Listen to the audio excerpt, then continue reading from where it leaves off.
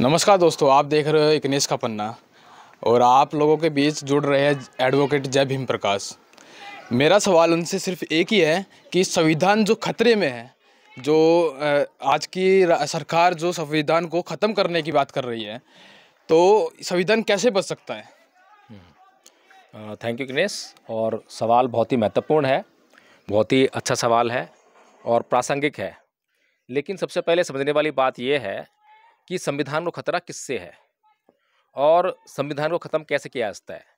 कुछ लोग जो हैं संविधान की प्रति को जला देते हैं और ये कहते हैं कि संविधान को जला दिया। मूर्ख है वे लोग। संविधान की प्रति यानी कि संविधान जो किताब के रूप में है, कागज़ के रूप में है, उसको जलाने से संविधान कभी भी ख़त्म नहीं होता। संविधान खत्म होता है संविधान के अंदर जो प्रावधान है, संविधान के अंदर जो समानता का अधिकार है, संविधान के अंदर जो समान रोजगार का अधिकार है, संविधान के अंदर जो किसी भी नागरिक को न्याय पाने का अधिकार है, स्वतंत्रता से कहीं भी घूमने विचरने का, कुछ भी काम करने की आज़ादी है। जब ये सब जो है लोगों से छीन लिया जाता है, इसको ख़त्म कर दिया जाता है, तब संविधान खत्म होता है। यदि हम लोगों ने संविधान को पढ़ा है और संविधान को हमने रट लिया है, याद कर लिया है, तो पूरे देश में जितनी भी संविधान किताबें हैं उनको अगर ख़त्म भी कर दिया जाए, उनको जला दिया जाए, तो भी संविधान ख़त्म नहीं होगा। तब संविधान दोबारा से लिखा जा सकता है। तब संविधान दोबारा से, एक प्रति आप जलाते हो, हज़ारों प्रतियां, लाखों प्रतियां आप छाप सकते हो, लेकिन जो मौलिक बात है उसको कोई समझ नहीं पा रहा है। मौलिक बात यह है कि संविधान के अंदर जो नागरिकों के हितों की सुरक्षा के लिए जो प्रावधान दिए गए, उनको लगातार खतरा बना हुआ है। तो उनको खतरा किससे बना हुआ है? समानता को खतरा किससे बना हुआ है? स्वतंत्रता को खतरा किससे बना हुआ है? न्याय को खतरा किससे बना हुआ है?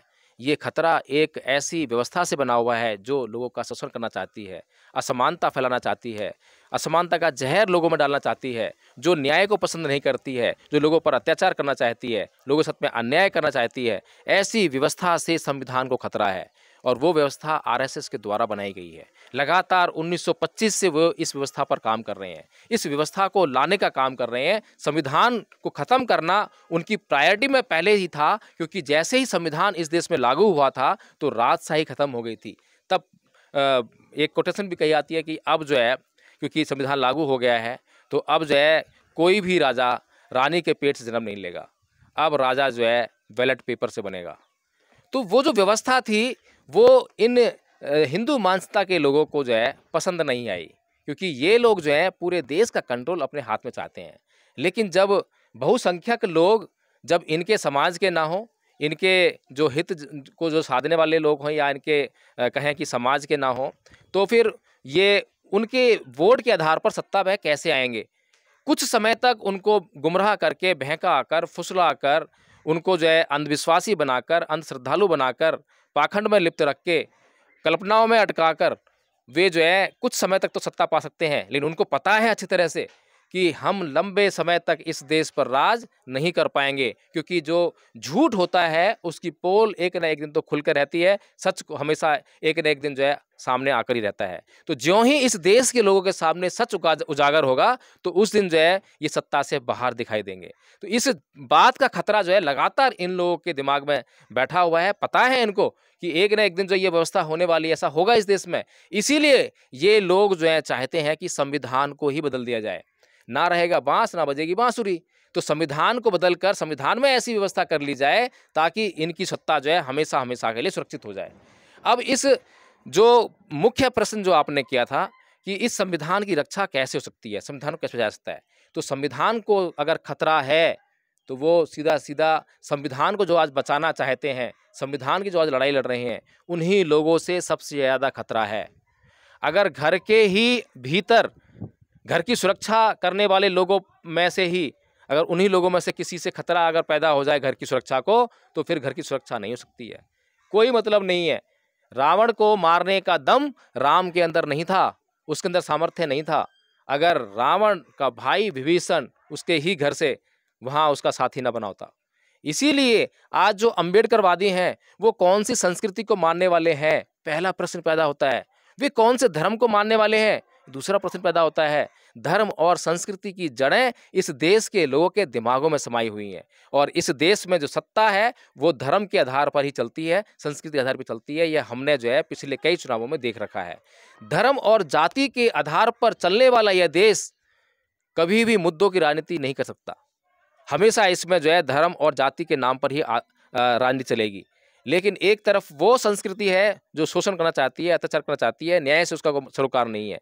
दूसरी तरफ परम पूज्य बाबा साहब डॉक्टर भीमराव अम्बेडकर के द्वारा दिखाई गई संस्कृति है, समर संस्कृति, जो कि न्याय पर आधारित है, जो कि समानता पर आधारित है, जो कि हर किसी व्यक्ति के कल्याण में निहित होना चाहती है।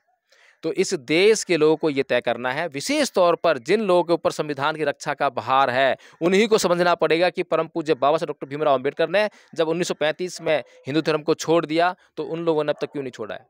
जब 1956 में बौद्ध धर्म को ग्रहण कर लिया तो आप लोगों ने क्यों नहीं करा भाई अभी तक। अगर बाबा साहब की आपको बात ही नहीं मानोगे आप जो है, तो संविधान रक्षा कैसे होगी। क्योंकि बाबा साहब तो अच्छी तरह से रिसर्च कर रहे हैं, उनसे बड़ा रिसर्चर कौन होगा। इतनी सारी PhD उन्होंने की है, आप लोगों ने किसी ने की हो तो आप उनको चैलेंज कर लीजिए। जब इतने बड़े रिसर्चर ने जो है तमाम खोजबीन करने के बाद वह इस नतीजे पर पहुंचता है कि यह देश जो है, इस देश में दो संस्कृतियों के बीच में युद्ध हो रहा है और जो उस युद्ध में विजेता होगा उसी का सब कुछ होगा, तो आप अपनी संस्कृति पर काम क्यों नहीं करते हैं, आप अपनी संस्कृति बढ़ाने का काम क्यों नहीं करते हैं। जब तक अम्बेडकरवादी अपनी पुरानी संस्कृति, समर संस्कृति, बौद्ध संस्कृति पर काम नहीं करेंगे, बुद्ध के धम्म का प्रचार प्रसार नहीं करेंगे, इस देश को पुनः बौद्ध में नहीं बनाएंगे, तब तक सत्ता का सुख उन्हें नहीं देखने को मिलेगा। मान्यवर साहब कांसी राम जी ने बाबा साहब की बात को डिट्टो फॉलो किया। बाबा साहब ने कहा था कि अगर हमें सत्ता प्राप्त करनी है तो हमें अपनी गैर राजनीतिक जड़ें मजबूत करनी पड़ेंगी, और गैर राजनीतिक जड़ें कहाँ बसती हैं, वो हमारे सामाजिक और धार्मिक आंदोलनों में बसती हैं। तो मान्यवर कांसी राम जी ने नज़र उठाकर देखी और चारों ओर का वातावरण देखा भारत का, तो उन्होंने पाया कि यहाँ पर जो है धार्मिक आंदोलन करना अभी खतरनाक साबित होगा, क्योंकि धार्मिक अंधविश्वास बहुत गहरी जड़ें जमा चुका है। इसीलिए उन्होंने जो है जाति के अत्याचार से पीड़ित लोगों को इकट्ठा किया, क्योंकि वो आसान काम था। इसीलिए उन्होंने जो है सामाजिक आंदोलन करके इस देश में उस वर्ग को, उस अत्याचार जिस पर हो रहा था उस वर्ग को इकट्ठा किया और उसके इकट्ठा हुए वोट के आधार पर सत्ता प्राप्त की। तो हमें ये समझना चाहिए कि एक ही कारण हो सकता है, अगर संविधान को बचाना है तो एक ही उपाय है, वो है बाबा साहब डॉक्टर भीमराव अम्बेडकर की बात को ज्यों का त्यों मानने लग जाओ, संविधान अपने आप बच जाएगा। लेकिन अगर आप बाबा साहब डॉक्टर भीमराव अम्बेडकर की बात को नहीं मानोगे तो आप कुछ भी कर लो, कितनी भी लड़ाइयाँ लड़ लो, चाहे सड़क पे हिंसा कर लो, चाहे खून की नदियाँ बहा दो, आप जो संविधान को कभी बचा नहीं पाओगे। क्योंकि आपका अपना आदमी आपकी संस्कृति, आपके बाबा साहब डॉक्टर भीमराव अम्बेडकर की बताई हुई संस्कृति को फॉलो नहीं करता है, और जब आपकी नीतियाँ उसके अंदर नहीं है, आपकी सोच उसके अंदर नहीं है, तो जिसकी सोच है उस व्यक्ति के अंदर, तो वह अपने द्वारा कभी भी उस आदमी से अपने लिए काम करवा लेगा। तो वही आज हो रहा है, कभी राम मंदिर के नाम पर, कभी हिंदुत्व के नाम पर, कभी किसी नाम पर जो है आपका आदमी उन लोगों को वोट देने के लिए मजबूर हो जाता है। मेरा एक और सवाल है कि क्या लोकतंत्र खतरे में है? इस लोकतंत्र जो है संविधान का हिस्सा है, संविधान के अंदर एक व्यवस्था है। लोकतंत्र का मतलब ये होता है कि जो अभी हमने बात कही थी कि अब राजा जो है रानी के पेट से जन्म नहीं लेगा, यानी कि जन्म के आधार पर ही राजा नहीं होगा कि राजा का बेटा राजा, ऐसा नहीं होगा। अब जो है वोट के आधार पर राजा चुना जाएगा। तो ये जो वोट की जो व्यवस्था है वो भारत के संविधान के भीतर की गई है, और अब तक का सबसे बड़ा और सबसे अच्छा अगर लोकतंत्र कहीं देखने को मिलता है तो वो भारत के संविधान में देखने को मिलता है, परम पूज्य बाबा साहब डॉक्टर भीमराव अम्बेडकर बनाए हुए संविधान में देखने को मिलता है। तो इसलिए जो है लोकतंत्र, जब संविधान खतरे में तो लोकतंत्र कहाँ बचेगा। लोकतंत्र ही तो इनकी सबसे बड़ी समस्या है कि लोकतंत्र में चुनाव में जो वोट देने का अधिकार है, और बहुसंख्यक 85% लोग तो मतलब जो है वे लोग हैं जो अगर इकट्ठे हो जाएं तो सत्ता उनकी हो जाएगी, तो 15% लोग सत्ता पे कब्जा चाहते हैं। इसीलिए ये लोग जो EVM लेकर आए हैं कि EVM के जरिए जो है चोरी करके वोटों की जो है ये सत्ता हासिल कर सकें। तो इनको पता है कि लोग जागरूक हो रहे हैं, लोग जो हैं अब सोशल मीडिया के माध्यम से लोग हर रोज़ देखते हैं, कभी बाबा साहब का धर्म परिवर्तन देखते हैं, कभी 22 प्रतिज्ञा देखते हैं, कभी हिंदू धर्म की बुराइयां देखते हैं, कभी हिंदुओं के द्वारा जो है मंदिर और मस्जिदों पर कब्जा देखते हैं दूसरे लोगों के जो है। तो ये लगातार चीज़ें बढ़ रही हैं और साइंटिफिक टेम्परामेंट जो लोगों में अब बढ़ रहा है, तो इसलिए जो है एक ना एक दिन तो आएगा जब इनको थ्रेट होगी। तो इसी का ये इंतजाम कर रहे हैं, इसीलिए संविधान खतरे में है, इसी लोकतंत्र भी खतरे में है। बहुत बहुत धन्यवाद सर। ऐसे ही क्या था, ख़त्म करनी है, कैसे करूं? सर आपका बहुत बहुत धन्यवाद, आपने इतनी महत्वपूर्ण जानकारी दी। और मैं लोगों को बोलना चाहूँगा कि संविधान सच में खतरे में है और आप लोगों का साथ बहुत ज़रूरी है। आप लोगों एक बार बाबा साहब को पढ़िए, आप बाबा साहब को पढ़ोगे तो आपको सब कुछ समझ में आ जाएगा। सब कुछ बच जाएगा। आप बाबा साहब को पढ़ोगे तो आपको सब कुछ समझ में आ जाएगा और सब कुछ दिख जाएगा कि सच में संविधान खतरे में है। अगर संविधान सच में खत्म हो गया ना, तो आप लोग जहां आप सांस ले पा रहे हो ना, आप सांस नहीं ले पाओगे। तो ऐसे ही वीडियो को देखते रहिए और बाबा साहब को पढ़ते रहिए। लाइक कमेंट शेयर जरूर कीजिएगा। जय भीम, जय और भारत। मैं एक बात बता दूं इग्नेश, कि संविधान को जो खतरा है मेन जो है तुमसे भी है। देखो तुम्हारे हाथ में जो है, ये जो है ना, ये बाबा साहब की बात नहीं है, ये बाबा साहब का विरोध है। हमारा आदमी ही बाबा साहब का विरोध करता है, क्योंकि बाबा साहब को जिस व्यवस्था ने प्रताड़ित किया, अत्याचार किया, और वे उस व्यवस्था को आप जो हाथ में ले घूम रहे हो, तो इससे भी आपको जो है सोचना चाहिए, बचना ये चाहिए। डालूंगा।